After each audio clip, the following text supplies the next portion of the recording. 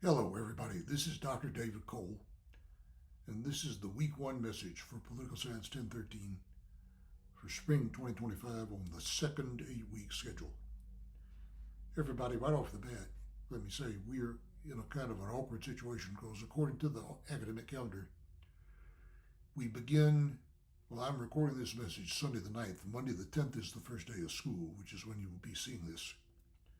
So we have the first week of school, and immediately after that, it's spring break on the academic calendar. So we've got 1 week of school on this schedule and then a break before we come back and resume the following week. So my next message to you will not be until 2 weeks from today because we have 1 week and then a break. Otherwise, I plan to get these messages out every week. Everyone, expect a series of emails, 6, 8, 10 of them coming at you sometime on Monday between midnight and noon. I hope to get them out Monday morning. Course requirements, your syllabus, your assignment for your first exam and your first discussion, and a number of other things. I hope you will look at all of them. Some of them are fairly lengthy, some are not. A couple of them concern the term paper, which is an optional assignment you don't absolutely have to do, but you may if you so choose. So I hope you will take some time to look at these emails as they come in. They will also be up on the course website as announcements.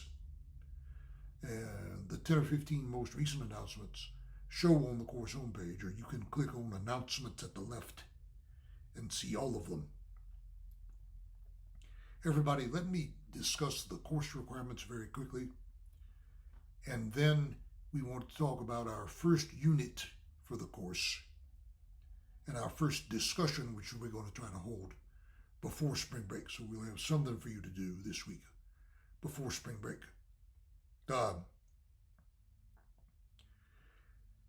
There will be 6 100-point grades available. Okay, 4 exams and a set of discussions. Okay. There will be 5 discussions, 25 points each. The best 4 out of 5 will be counted.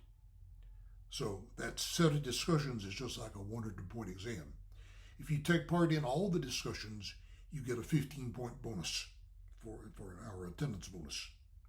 Okay? All right. Each of the 4 exams will cover 2 units of the course for a total of 8. Okay?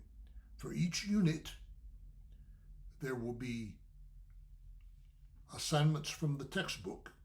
And you may purchase a hard copy of the textbook, but there's a link in the modules area of the course website to an online version of every chapter from the textbook that I am assigning, which is not every single chapter in the textbook, but most of them.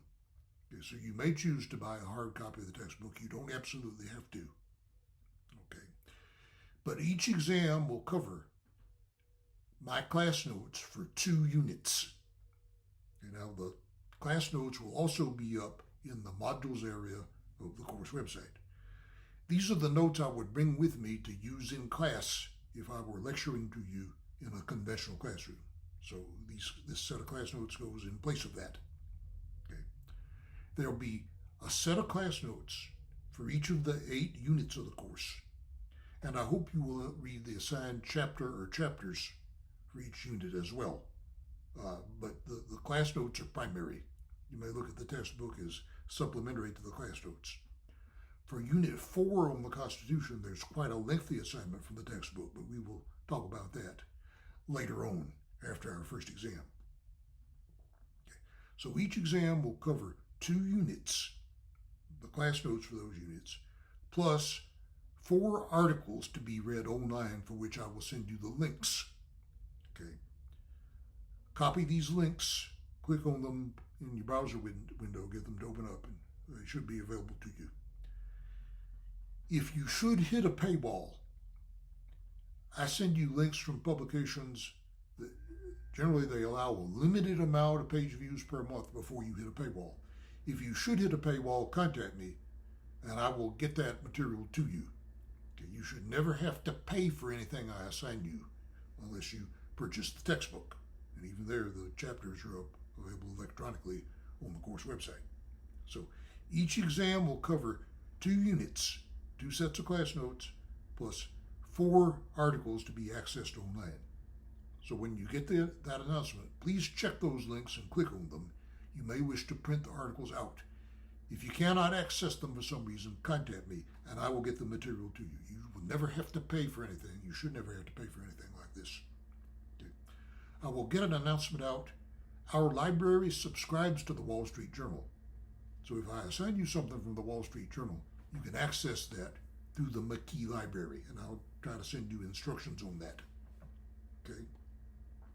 All right. 4 exams, a set of 5 discussions, out of which the best 4 out of 5 will count. There's a bonus, though, if you do all 5 of them. Okay? So generally there will be 1 discussion before each exam, except we've got to do 5. So at one point we will double up and get 2 discussions in between exams. That will come either before or after midterm. Everybody, this is an 8-week course, so we've got to get it all in a hurry. Expect your exams to come once every 10 to 14 days. Okay, about 12 days on average, but it could vary by a couple of days. So we've got to get through this material lickety-split. So take a couple of units and try to get through them in 10 days or 2 weeks each time. Okay, so 4 exams and a set of discussions. Each of those is 100 points. Now, you may do a term paper, and the term paper can take the place of any of those 100-point grades except the final exam, which everybody has to take and which cannot be dropped. Okay, you're going to get an attachment that will have a document describing the term paper assignment and with a good bit of material about several suggested topics. If you want to do another topic, okay, contact me. Generally, what I try to do is assign you a piece of legislation that has gone through or will be going through Congress, or something that Congress may be through with already one way or the other. And your job is to tell me about what went on behind the scenes leading up to that legislation being passed or not. Okay, so that's the kind of educational purpose that we have behind the term paper if you choose to do one. Again, it's not absolutely mandatory, but if you submit a term paper, it can take the place of a low 100-point grade at some point during the term, which more than likely would be exam 1, 2, or 3. All right, so 4 exams and a set of discussions. A term paper can take the place of one of those grades. Your grade will be figured on the basis of 500 points. 450 for an A, 400 for a B, 350 for a C, and so on. Okay.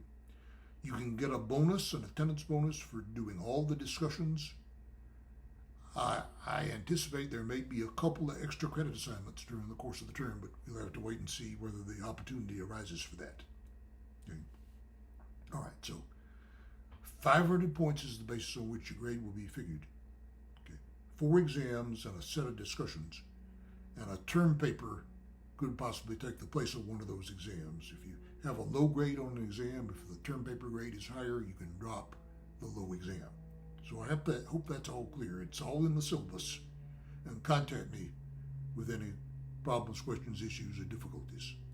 I can be contacted through the course website. Click on Inbox at the left, or use your OPSU email to email me at david.cole, C-O-L-E, at opsu.edu. Okay, let me take just a little while then to start on, well, I'd better go through all the class notes for Unit 1. And then after we come back from spring break, we'll talk about Unit 2, and we'll be ready for our first exam at the end of the week when we come back from spring break. I believe it's scheduled for March 28th. Okay. Unit 1 is called Political Participation. Many instructors would start with a unit on the Constitution, and we will get to that before midterm. But I do this a little differently because there are some things that are even more basic and fundamental even than the Constitution. One thing I do at the very beginning of Unit 1, about the 3rd slide or so, I discuss with you, I try to discuss how instructors in a course like this may be in an awkward position in the aftermath of the November 2024 presidential election, and try to discuss exactly why that is. I'm going to take the contents of that slide and put it in an email to you to be sure that everybody understands and there is no misunderstanding. We are in a tumultuous, potentially historic time in American history. It's very difficult to figure out what to say about something like that on the fly. I haven't radically revised the content of what I do in class, but what's happened is historic, and we really don't know at this point how it's all going to pan out. So look at what I have to say very, very early on about the second or third slide in the class notes. You'll see a picture of Uncle Sam sitting on a seesaw. And those are the notes following that slide are very, very important for you to look at closely, I think. I also talk in general, to get us started, about the concept of democracy. I'm supposed to be teaching you about American democracy. But democracy is a controversial term. We tend to think of it as a good thing, but not everybody agrees with that. And it's an open question just how democratic we are. So that's worth taking a look at. Now then, after that, the unit is called political participation. I try to go through the many ways in which you could participate. Voting is one we would do a great deal of talking about. But you could do other things besides that. You could join a pressure group. You could donate money to a pressure group or a political party or a candidate. You could turn yourself into an advertisement by wearing a button or putting up a yard sign in your yard or a bumper sticker on your vehicle. You could attend public meetings. You could end up running for office yourself. Now, we would call all of those conventional participation, which means, shall we say, working within the system. Sometimes people feel so strongly about something they go outside the normal bounds and engage in what we call unconventional participation, by which we mean mainly protest behavior, which generally is intended to be nonviolent, but it can become violent. And we discuss some episodes of violent participation that have occurred throughout American history. Now then, after that, what we try to do is talk about voting and elections. We talk about the ground rules for elections in the United States, the number of elections that we have, and we have many of them at the national, state, and local level. We're mostly concerned about the national or the federal government in this course. So the kind of election that will usually concern us might be a presidential election. Now, when it comes to voting and elections, there are really two questions. Voting can be viewed as a very, very passive way of taking part if you don't do anything else. Not that we want to discourage you from voting, but there are other things you could do on top of voting that could make your participation more effective. Although that might involve a lot of time and trouble, which some people are willing to do and others are not. Okay. Now, when election time approaches, very often we're interested in the horse race. Who's going to win, who's going to lose? What is it that makes people, that inclines people to vote for Trump or Kamala Harris, or for the Republicans or the Democrats? Okay, vote choice. Okay, that's important. But one thing we know is that a lot of people vote and a lot of people do not. So before you can make your vote choice, you have to decide whether or not you're going to vote. And for some people, it's just not worth it. Too much time and trouble. They're just apathetic about it. So some people vote, others do not.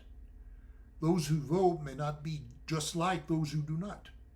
So they may not be completely, the voters may not be fully representative of everybody, because a certain type of person may vote, another type of person may not. So turnout is an important question before we get to vote choice. Okay. Now, with vote choice, it turns out which party you belong to is very important.